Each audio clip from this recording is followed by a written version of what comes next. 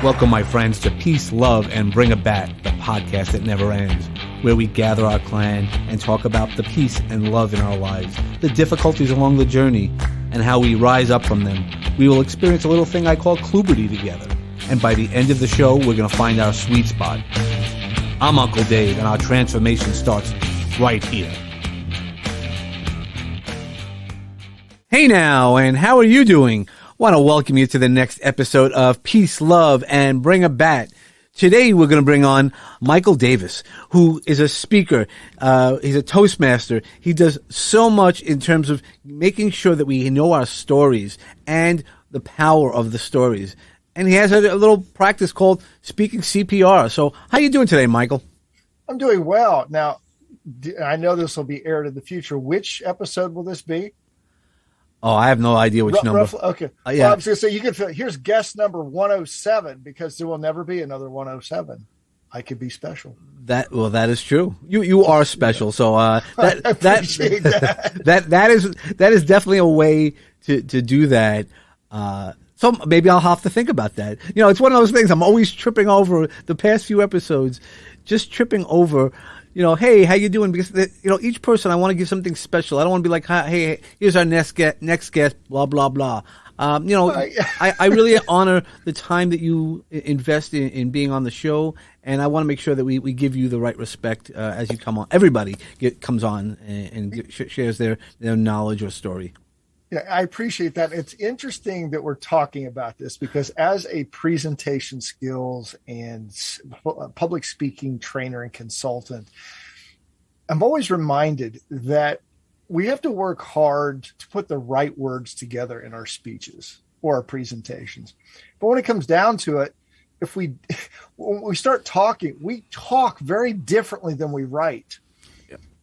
And I'm constantly telling folks, you've got to get this speech written first, because you want to get all your ideas out. But then it has to evolve. It has to evolve into a more conversational state. And there are so many sentences and phrases we use that when you look at them and analyze, it's like, why did I say that? It makes no sense. And that's why it's an evolutionary process. Well, that's the difference between writing and speaking, right? So Writing is very analytical.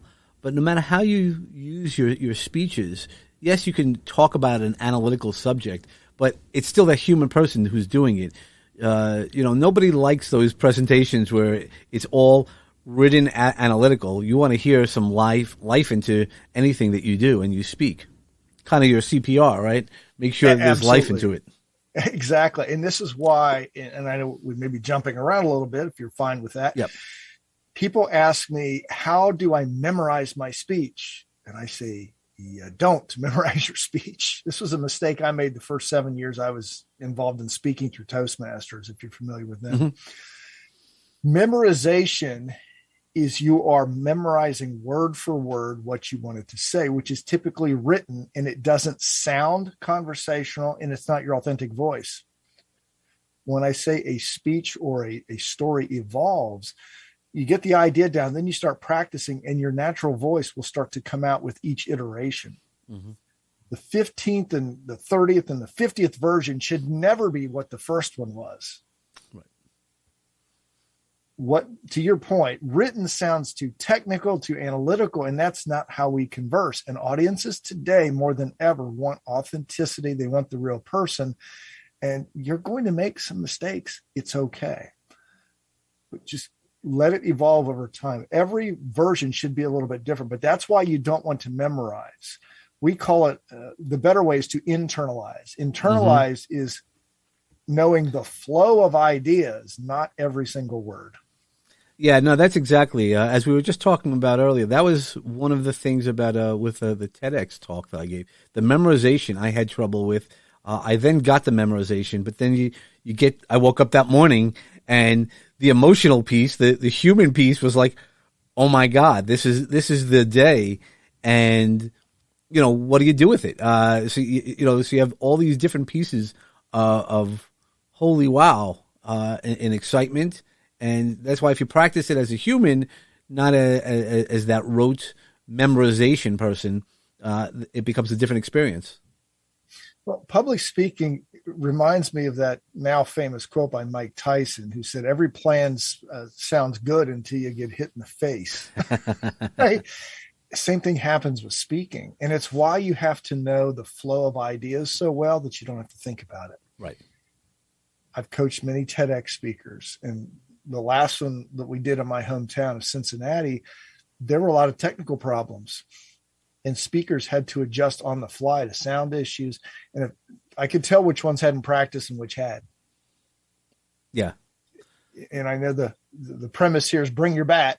If you're talking baseball, if you're talking football, any sport, you have to be ready to pivot. And the only way you can do that effectively is if you know the basics so well, you don't have to think about them. They're just automatic. Same with a speech.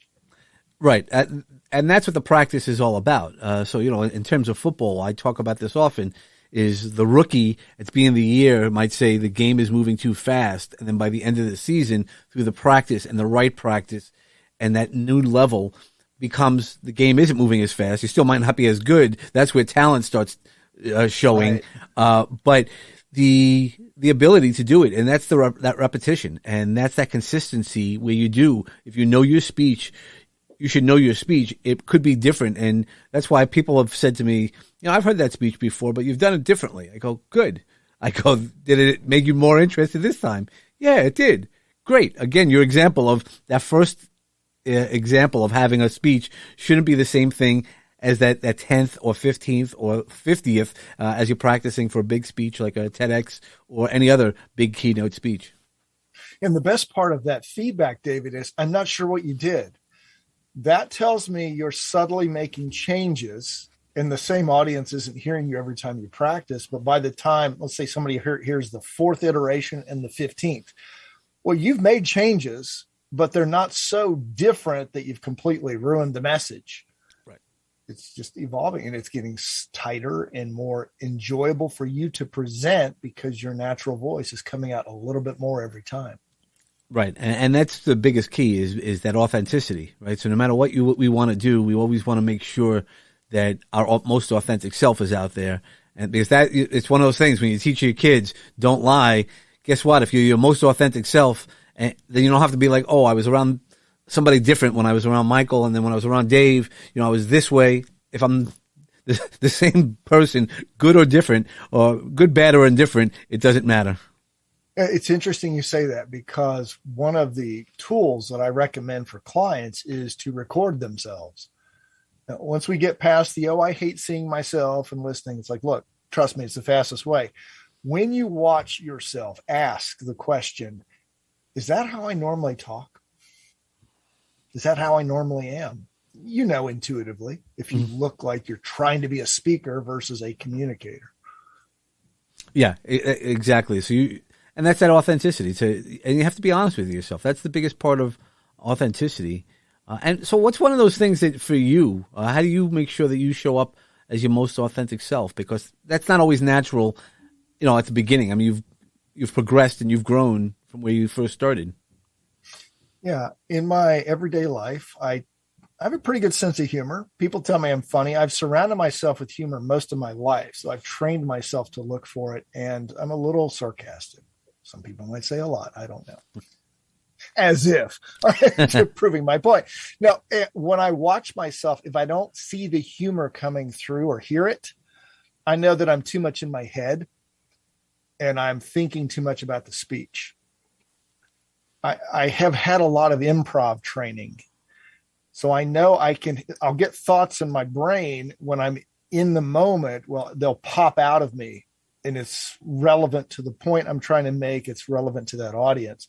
If I'm not seeing that, I know I'm still too early in the creation and internalization stage, and I know I'm not authentic yet. Yep. No, I agree, because that's why when I ask for some notes before we record these episodes, I'm just like, just give me something.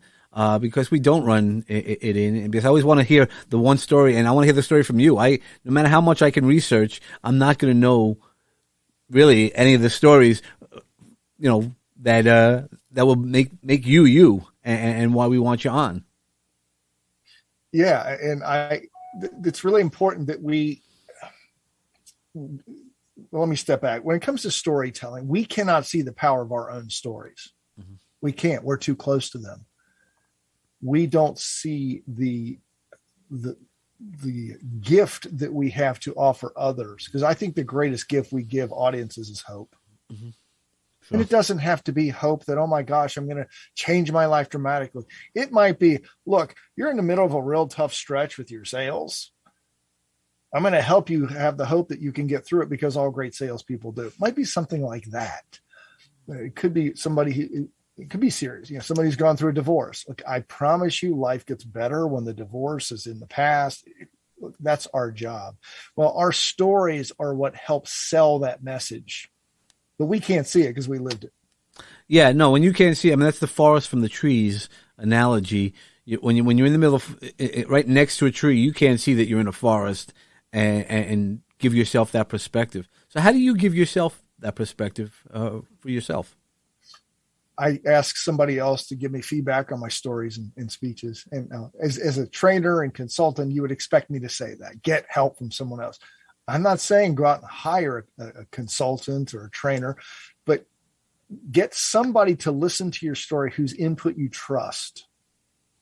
Could be another speaker, could be a sales professional, a manager, a company leader, someone who will give you relevant and honest feedback, not heavy critique or criticism. Criticism doesn't help. It just makes you feel bad. Right. And I'm not all about touchy-feely either, but you've got to have somebody who gives you constructive feedback to say, hey, first of all, let me tell you what you're doing well. Because if you don't hear that, you may be doing some things really well in your communication, but if nobody's telling you, hey, that resonates with me, that works, you'll stop doing it and you'll try something else. That's human nature. After you know you've got the foundation of what you're doing well, then ask, all right, where can I improve? What doesn't make sense to you? What's not resonating? What's confusing? But it has to be someone else. It is very difficult, and I do this for a living, and I have for 11 years now. It's impossible to evaluate ourselves because we look at every aspect of our story and our speeches as equal. Somebody else needs to come in and say, yeah, parts A and B, those were great. They resonated with me. But C, I have no idea what you're talking about. We've got it. And we have to be willing to hear that feedback also. It's not an attack on us. It's just on our communication in that particular moment. And we need to get that clarity. Yeah, that's a huge, no matter what we do, is not taking things as personal. And, really, so I know you had mentioned Toastmasters, right? The sandwich type of critique is really amazing because what you do is you give, the really nice, you look great, you presented great, and then the less part, the area of improvement. And that's what people, as long as you do it kindly and you create that safe space, we all could do that, and we all should do that, not only in terms of speaking, but in our lives. If something's not going right, you might not be aware of it, but, because it's, again, forest from the trees. But by having that other person that you feel safe with talk to you about it, that becomes all the difference. Absolutely. And just think about the closest relationship most of us have is with our spouses or life partners. It's real easy when you live with somebody day after day to get annoyed and they say, let me tell you what you're doing wrong. Well, yeah, I might get it off your chest, but that's not going to help the relationship. Rather, might start with saying, there are 4 or 5 things here I love about you. You do so well. Now, with that in mind, there's this one thing, if maybe we could talk about that, makes it a lot better conversation than coming out with guns blazing. Right. It's all about the approach, and that's why I always say you have to recalibrate how we speak. So, what I'm hearing from you, that active listening piece really becomes very valuable. Absolutely. And that is one of the most important roles a speaker has, and it sounds like a contradiction. But the best speakers are the best listeners. Mm. They listen to the meeting planners, the organizers who bring them in to find out what's a problem that your organization is having. Why are you bringing me in? How will you know that this speech has been a success or this sales presentation, whatever your role? And also listening to the audience while you speak, which goes back to what we talked about earlier, being prepared, not memorized, but internalized, so that you're in the moment. You can sense, whether it's online or in person, if you've got the audience's attention or if you're losing them. And if you're losing them, you've got to change right there. That's good listening. And that's what the best speakers are able to do. Right. It's, I go with those ebbs and flows and things like that. It's part of the great part of storytelling, right? Is, giving you that left turn when you're expecting a right turn, but also to keep the attention and hearing exactly and making sure that the other people hear it as well. So it's because it's never about us. It's always about the audience or a client when you're working with a client. It should be. Yep, that's the easiest way to go.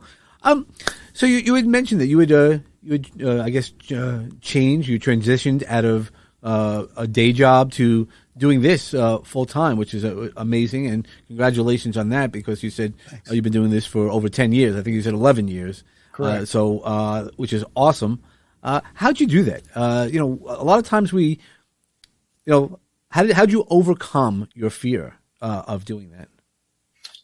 Well, it goes back for me to 1994. I was a certified financial planner, and part of my job, David, was to go out and give retirement planning workshops in our city. Well, one October morning, my boss called me into his office, and before I could even sit down, he handed me this stack of papers and said, "Look at these." I started to thumb through them, and I thought, oh, well, these are the evaluations from my last workshop.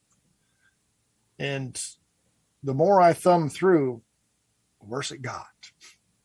People had written phrases like, "This guy never stands still. What is his point? Too much information. I feel like I've been hit by a fire hose." It was just one after the other.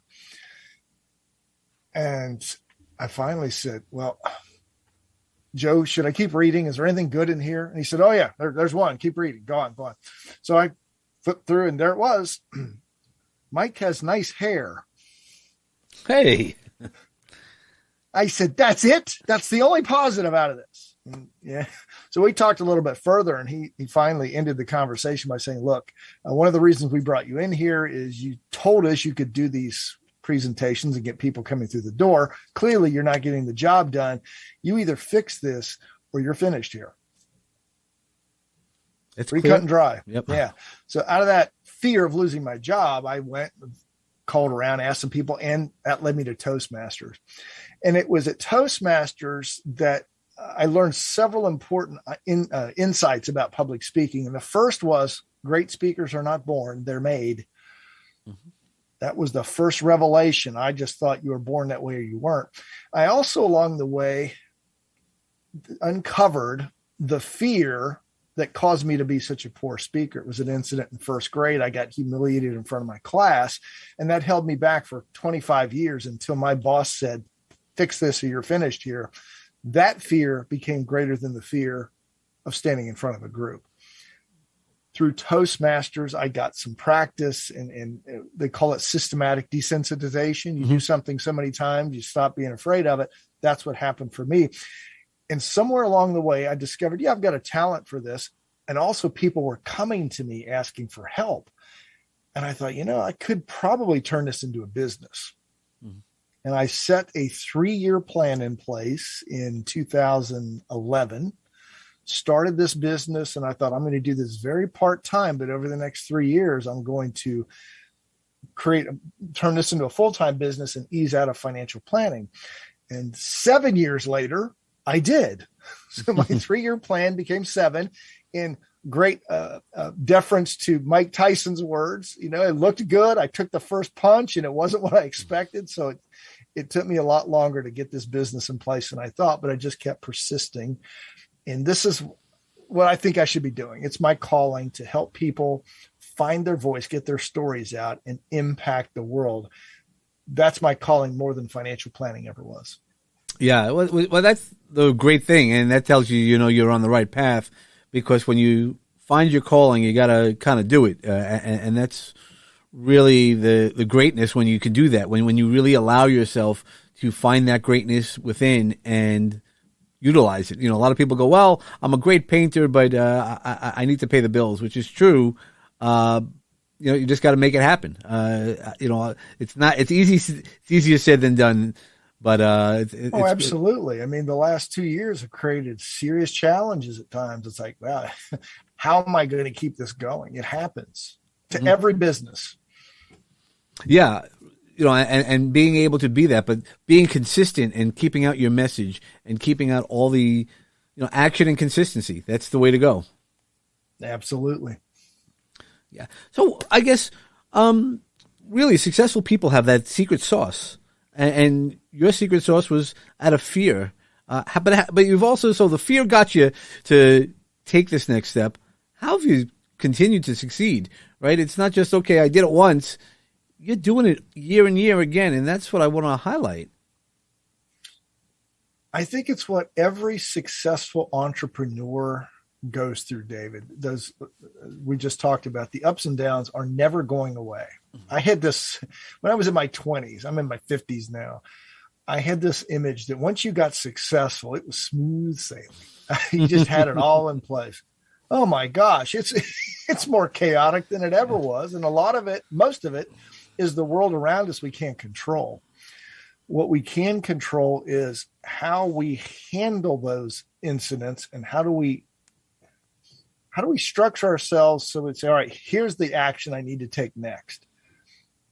I firmly believe that all successful people make it because they're persistent with their actions, not because they like to do things. There's a success, I don't like the word guru, but success expert out there named Darren Hardy. And one of the best ideas I ever learned about success was from him. He said, hey, you got to understand something. Successful people hate getting up early. They don't like working out. They don't like being disciplined any more than you do. They just have a purpose that helps them get through that. Mm-hmm. And if you know that purpose, it will help. I think you've got to know and I don't want to use the cliched why that Simon Sinek created. And I love the concept, but it's been overused. But really, we do have to have that deep-seated purpose that on days when you're struggling, say, this is why I still do this. For me, it's simply, I know the fear of standing in front of people and being humiliated. It held me back for 25 years. Mm. I also know the power of having audiences come up to you and say, wow, I needed to hear your message today. I appreciate you. I appreciate what you did. So I know both of those. And I believe that each of us has that in us to get out there and impact lives. And you and I were talking even before we started. The great challenge of speaking, presenting, selling, leadership is most of the time you're never going to know who you impacted. You have to go on pure faith that you're helping people. And you are. I know in your personal journey, your TEDx talk, you said people have directly reached out to you. I'd love to know how many people you've impacted positively who never reached out to you. I'll bet it's a huge number. Yeah, no, and that's the part that I always think whenever I go, I'm tired of hearing my story. It's great, but for me, is it becoming ego? And I always make sure that it's not ego-based. And then I'm like, okay, I know that I've been in rooms where people are like, wow, I needed to hear that today. And exactly like what you said. And I'm like, okay, I know there's also a lot of people who would never, ever come up to somebody and say thank you for that speech. And that's why, talking about it on this podcast, I don't know it's out there. And the more people that are finding out about it, they're like, wow, that's pretty cool stuff that you're listening to. And, my guests each have different takes on things. And we never know where that magic's going to happen, that magic spark. That's the thing about the butterfly. It's that effect. You don't know where it's going to fly to. No, you don't. And what you just said is so insightful, David. It reminds me of something I heard Bruce Springsteen say once. He said, look, he's been singing for over 50 years. He said, I've got the same song I've been singing for half a century.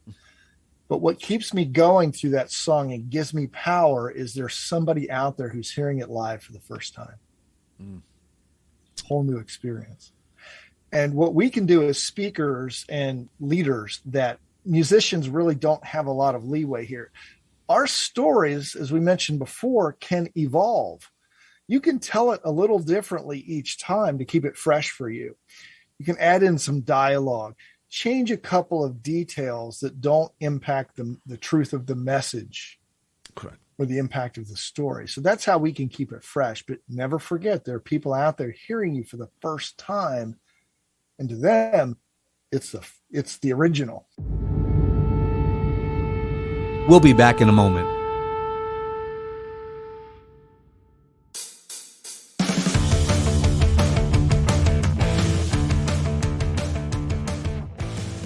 This is John. And Mark Cronin from John's Crazy Socks. And we're interrupting to say we hope you're enjoying this episode, but please make sure to check out our show, the Spreading Happiness Podcast, another great show produced by Launchpad 516 Studios. New episodes are available every week on all your favorite podcast platforms. Join us on our new podcast as we continue our mission, spreading happiness. Thank you, folks. You're listening to Peace, Love, and Bring It Back with me, Uncle Dave Shemetsky. Yeah, that's true. And, I've been to Les Brown events and Tony Robbins.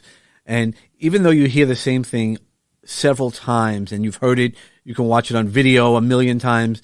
Hearing it live is different. And then also they tell it differently. Right? It could be, and that's the beauty of not being the musician in that, it's not lyrics. It's your story. So it's the same story, how you tell it differently. And depending on your mood, how much emphasis you give into it. It's really powerful. And I'm sure there were things that you've done that have brought power to you, your Phoenix moments. And, like I talk a lot about the Phoenix moments and everybody's like, oh, that's played out. And then when I start telling them about, well, it's in the Bible twice. It's in most religions. It's in most cultures. And they're like, well, no, it isn't. And I go, well, in Greek, it's like this. In Hebrew, it's like this. So it's not just a Catholicism. It's not Eastern philosophy. And then they're all, and that's where you bite them in. How do you bring in people for each one of your talks? It's doing the research, knowing who's in front of me, why they have me coming in, and just telling the stories I think will be relevant to those individuals with a key point that I want them to walk away with. An actionable item. This is a big mistake I see a lot of presenters make, leaders or speakers, is they speak and they often don't know why they're doing it. We talked before about, we feel like we're always talking about us. Well, yes, we are talking about us, but this is one of the most brilliant pieces of wisdom I ever got from one of my friends, Mark Brown, a previous world champion speaker. He said, look, your story is about you, but it's for them. Mm-hmm. And that's what specifically is the one idea I want them to walk away with that they will take action on. I see too many speakers, David, throw so much out. It's like they're just throwing a bunch of ideas against the wall and hopefully one of them sticks. Pick one that's been powerful for you and then drive down deep on it with your stories, your research, all of your proof that this is a really good idea. And here's an idea that you should take to try to make it happen for you. Not being preachy, just, hey, it worked for me. I think it'll help you. Here's an idea. That's exactly what you have to do is, that's great advice, but it's also great advice, not only for speakers, again, for everybody else. And I want to make sure that we, all these things are pieces that you can use and could use in your life. It's all about that, a bunch of the R's that I like to use about, really rising yourself and recalibrating and figuring out what's right for you and how you can hear it, and be retelling the same story, but finding the power within your story, finding the power from within. Well, that's a good point. And I started this business 11 years ago to help people become better speakers. These things evolve. Well, it's gotten to the point now where, I do speech consulting, story consulting. Where I'm really helping people, though, is to become more confident individuals. And you mentioned storytelling. I think the most important aspect of our day, every time we start it, is the story we're telling ourselves. Mm-hmm. You look at your phone, which I think most people do, we're immediately telling ourselves a story. Oh, this is going to be a great day. Oh, it's fantastic. Or, oh, no, look at that news. This is going to be a lousy day. Well, you've already put yourself in a hole and you haven't even gotten out of bed yet. be cognizant of the story you're telling yourself every morning before you get out of bed. That sets the tone. I didn't start my business to share that kind of wisdom. I've just noticed it over time that storytelling isn't just some cool thing we do in our communication, in our speeches, or our leadership presentation. We're doing it all the time. So be aware of them. Your stories will get better if you decide, I'm going to tell myself a better story. Yeah, no, that's exactly right. And I've used that technique lots of times as part of my hypnosis that when I work with people. I go, let's just sit down and talk about the challenges you go, and then we write a story, which has nothing to do with that subject. Right. There was a woman who didn't feel strong, so eventually we just talked about a growing tree, and she was like, "What do we do here?" I go, "We just wrote a story." I go, "It was based on you," and I go, "Why don't you read it a couple of times?" And a couple of weeks later, she called me up and said, "I don't know what you did, but I feel stronger." I go, "Good." And then, and she knew what we were doing. I didn't put her under any trance in that way. But I said, well, now your roots are grown, and I hope you blossom as well as you could. And then she laughed. She was like, I see what you did there. And I'm like, yeah, but you did it. I didn't do anything. Just sat with you for a That's while. what I love about that. She said, I love what you did. It wasn't you who did it. Correct. I will tell you, so many times people will come back to me after a successful speech, and it's all because of you. I said, no, it's not. I appreciate it. It's a nice compliment, but I can give you all the tools in the world, but if they stay on your bench and you don't use them, I've been useless to you. You have to do the work. And it's true in your world also, David, I know. But I appreciate it when people give the compliment, but it's them. That's another barrier they have to break through to stop giving other people credit for their work. Yeah, that's one of the things we're taught to make sure you always say please and thank you, but it's not only out of respect, and you always want to make sure we got to sometimes give ourselves a pat on the back, and that's why I always talk about being grateful. And no matter what day, even on the worst days that you have, if you can find one thing to be grateful for, that becomes a real big, powerful piece, because it shows possibilities. When I use the phoenix metaphor, the phoenix doesn't die, which most people just go, oh, it dies and it comes back. That's the quick way of saying yes, but no. In all the stories, it actually is birthed from its own ashes. It's just a process. It's that magic spark from wherever you want to believe, the universe or whatever, that turns it around. Same thing in each one of us is that magic spark. That's one of the questions I always ask. Who here will tell me that they don't have a spark within themselves to light themselves up? And they all raise their hand. Yep. And who thinks that – I love doing these kind of questions with audiences. Raise your hand if you think you're creative. A few hands go up. Are you innovative? Are you a good speaker? Okay. Very few hands go up. I said, well, now let's go back in time. Let me take you back to a time when you were 2 years old, 3 years old, 4. Did you have energy? Yep. Were you willing to talk? Yep. Talked a lot. Were you creative? Oh, I could turn a stick into anything. All right. So don't tell me you don't have any of those attributes. You've just buried them. Mm-hmm. Right. Life buried them. Adults who meant well or try to protect you buried it. You've got it in you. And I say the same thing about people in speaking. Look, we each have this problem as humans, and there's no scientific proof of this, David, but the act of speaking is in violation of what our DNA tells us is safe.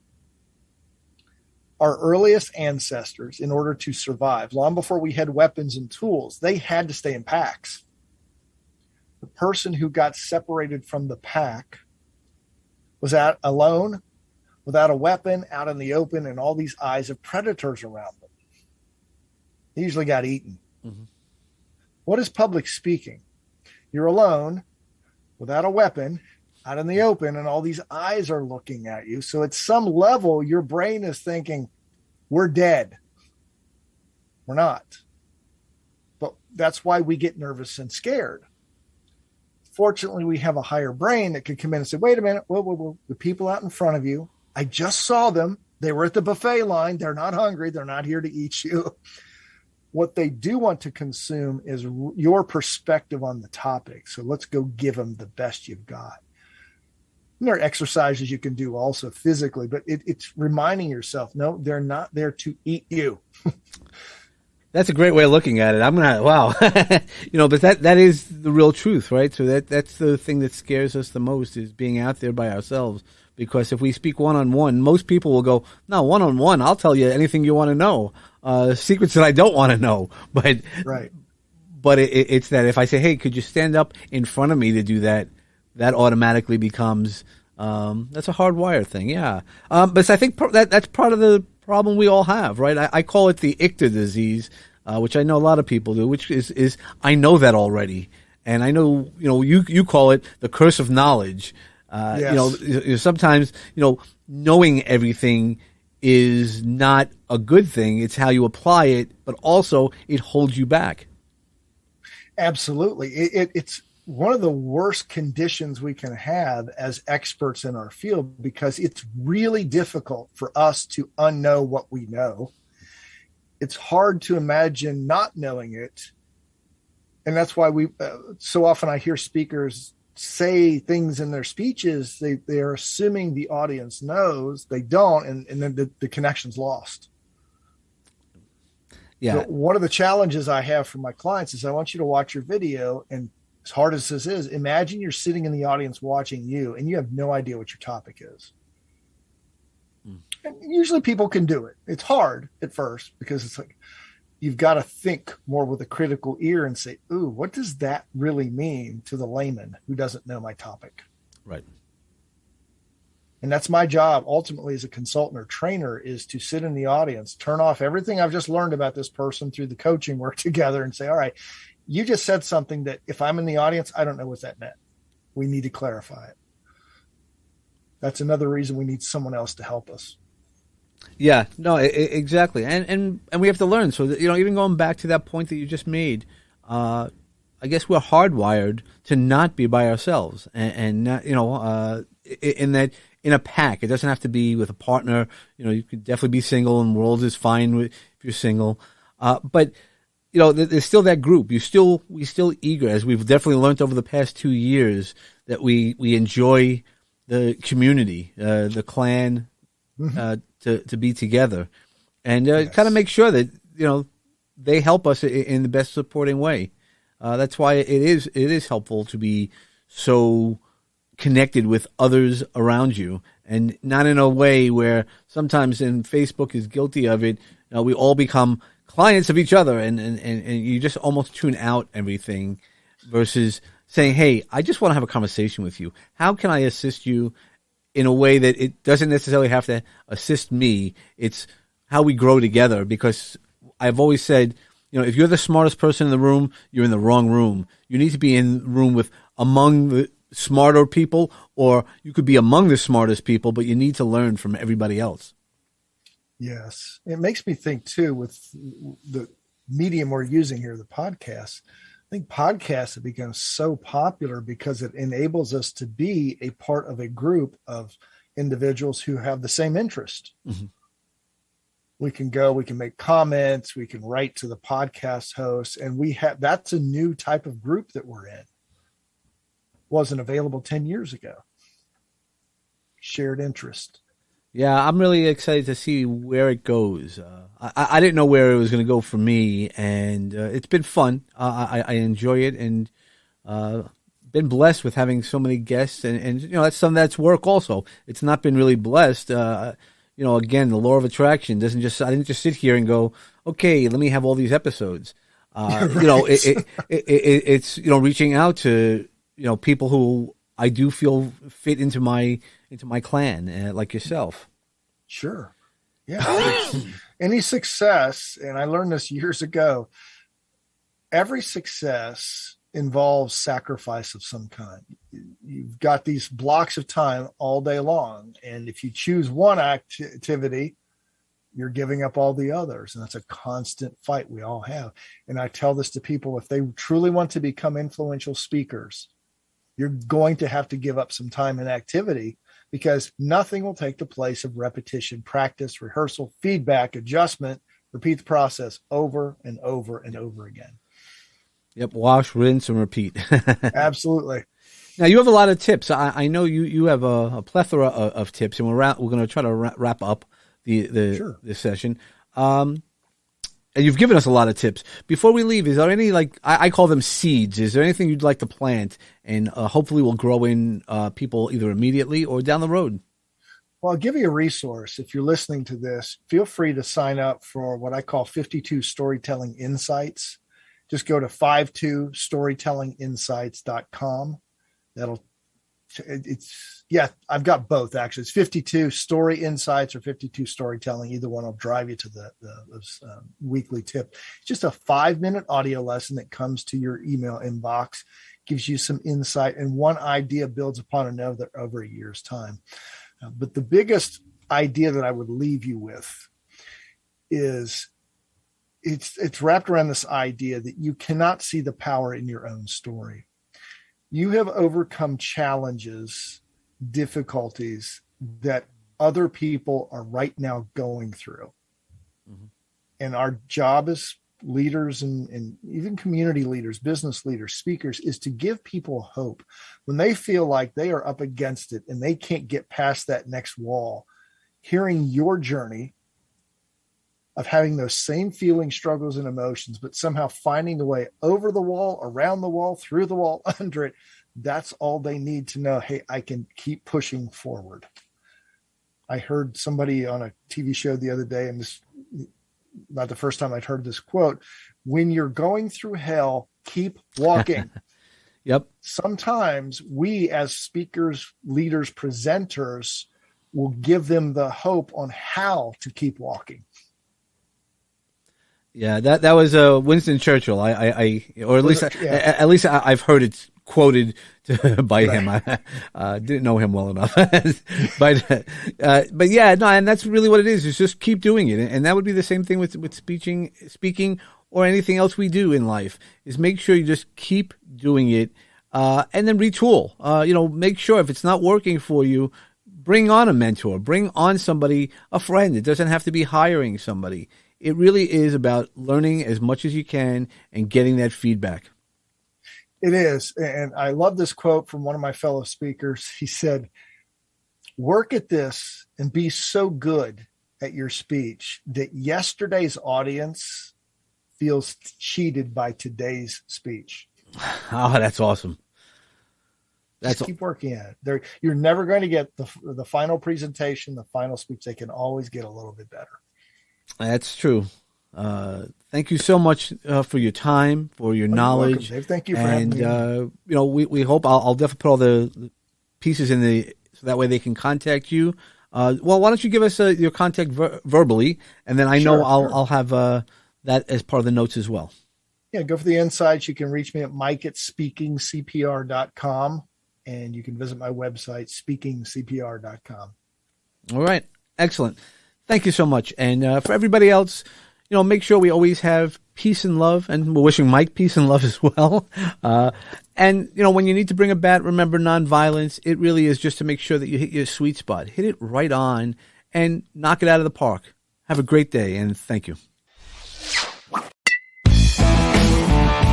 I'm really glad that you're enjoying our show. Peace, Love, and Bring a Bat is brought to you by Launchpad 516 Studios. Executive produced by David Chemetsky and George Andriopoulos. Music selections by James Grant, Zach Nelson, and James Gaither, and licensed through Storyblock. Sound effects and sponsorship music licensed through Epidemic Sound. Peace, Love, and Bring a Bat is hosted with Podbean. Subscribe to our show wherever podcasts are available. And don't forget to leave us a 5-star review on Apple Podcasts and share with all of your friends. Follow us on Facebook at Peace, Love, and Bring a Bat. Follow me, Uncle Dave Chemetsky, on Facebook, Instagram, LinkedIn, and Clubhouse. You can find all those links and more info at davidchemetsky.com. For show ideas, feedback, guest inquiries, or just to chat, reach out to me at peacelovebringabat@gmail.com. For sponsorship and media inquiries, reach out to peacelovebringabat@lp516.com. Make sure to follow all the great podcasts produced by Launchpad 516 Studios. Today's journey has come to a close, my friends. I hope the seeds of peace and love continue to grow for each one of you. Remember that peace and love surrounds you and will assist you to rise again. But don't forget to bring it back for what you believe in. Namaste.